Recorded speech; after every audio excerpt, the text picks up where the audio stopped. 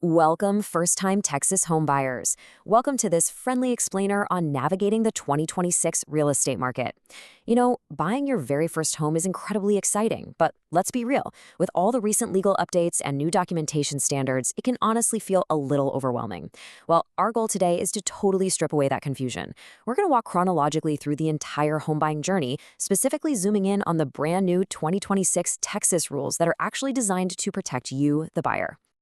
To make this process super easy to digest, we'll follow these 6 sections: starting your Texas search, touring and negotiating, mastering fees and deposits, navigating contracts and closing, final walkthrough and keys, and finally, a 2026 Texas rules summary. Okay, let's dive into this. What you're seeing here is a flowchart that visualizes the complete blueprint of our journey.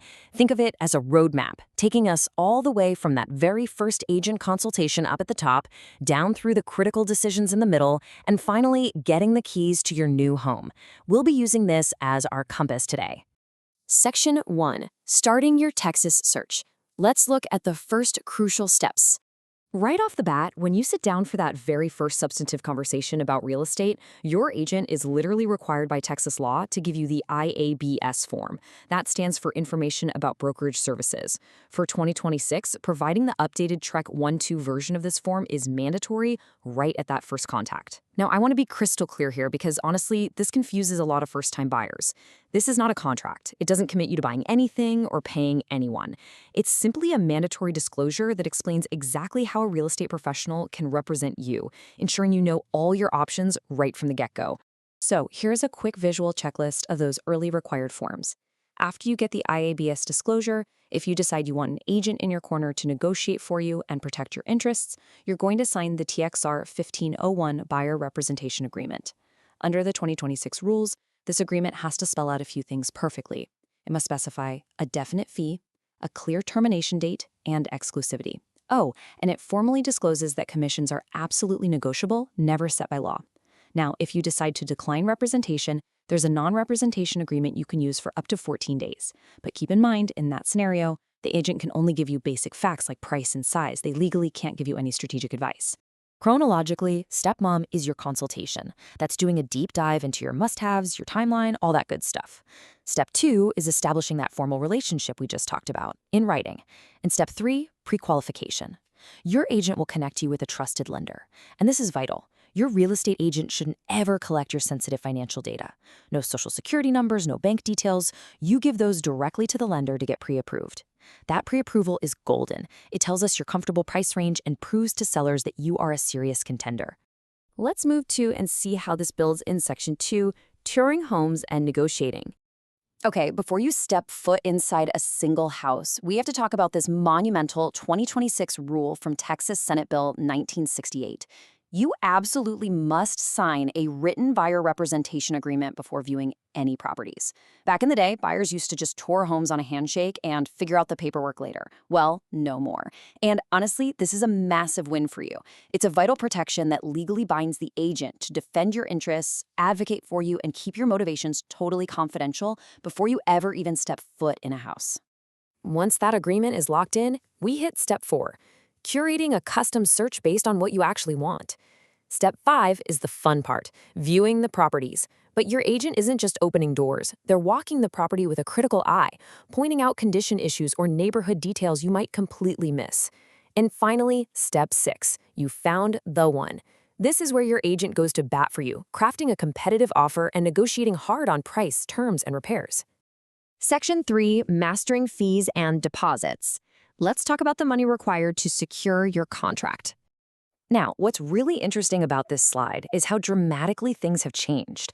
If you chat with friends who bought a Texas home a few years ago, they might actually give you outdated and, frankly, dangerous advice. The old rule was that the option fee went directly to the seller within 2 days. The new 2026 rules, they dictate that both your option fee and your earnest money must be safely delivered to the title company within 3 calendar days of the contract's effective date. Seriously, do not hand the option fee directly to the seller anymore. So why are we paying these fees? Well, when your offer is accepted, Step 7, you officially have an executed contract. That option fee you just delivered buys you an unrestricted window of time for Step 8, a professional home inspection. The fee is non-refundable, but it essentially buys you the absolute right to walk away for any reason. Your earnest money, though, is a larger deposit. Think of it as a show of good faith. If everything goes smoothly, it gets applied straight to your closing costs. Step 9 is finalizing any repair negotiations and letting that option period end successfully. Section 4. Navigating contracts and closing. Welcome to the administrative phase. While you were busy doing inspections, you also officially submitted your mortgage application. The lender pulls your credit and starts underwriting, which basically just means they are verifying your income and assets. And listen, I have a massive warning for first-time buyers here. Keep your finances perfectly boring right now. Don't change jobs, don't buy a new car, and definitely don't open a new credit card to buy a whole living room set. Doing any of that can literally derail your loan approval overnight. At the same time, the lender will order an appraisal to ensure the home's actual value matches your purchase price. As we get close to the finish line, we have to ask a very serious question. How do you safely deliver your closing funds? We have to tackle this head-on because real estate wire fraud is a multi-million-dollar criminal enterprise, and buyers who are right on the verge of closing are their absolute favorite targets. So the crucial point is that you must follow these safe funding steps exactly. First, never share your social security number or bank info with your agent. They just don't need it. Second, when you get wiring instructions via email, even if it looks flawless and totally appears to be from your title company, always verify those instructions by phone. And third, do not call the phone number listed in that email. Only call a known, trusted phone number for the title company that you looked up and verified yourself. Section 5. Final walkthrough and keys. We're in the final sprint. Behind the scenes for Step 11, the title company runs a search to ensure there are no hidden liens or weird surprises attached to the property. They also issue title insurance. In Step 12, they put together your loan package and settlement statement. That statement breaks down exactly what you'll owe at the table down to the penny. We review this together so there are absolutely zero surprises. Then Step 13, closing. You'll sign a mountain of documents, the lender releases the funds, and the finish line is in sight. But hold on, right before you sign all that paperwork, we do Step 14, the final walkthrough. We walk through the empty house to confirm it's still in the condition we agreed on. Most importantly, we verify that any repairs the seller promised during the option period were actually done. Once everything gets a green light, the loan funds, the county legally records the transaction, and you are finally handed the keys to your new home. Section 6, 2026 Texas Rules Summary. Let's do a quick recap.